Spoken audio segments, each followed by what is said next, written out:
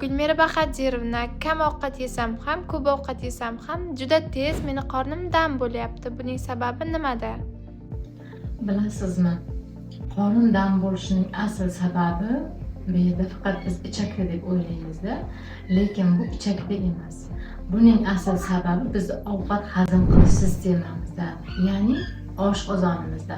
Oshqozonimizga ovqat tushgandan keyin unda to'liq ovqat maydalanib ichakka tushishi kerak. Ovqat maydalanmasdan to'liqligicha o'tib ketyapti. Nima uchun?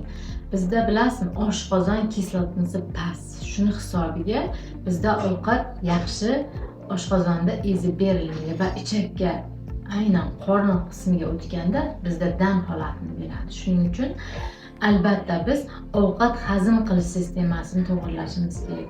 Bu haqida to'liq ma'lumotga ega bo'lmoqchi bo'lsangiz, bemalol kommentariyga ovqat hazm qilish deb yozsangiz, men sizga to'liq ma'lumot berib va Telegram kanalimda to'liq ovqat hazm qilish haqida ma'lumot beraman.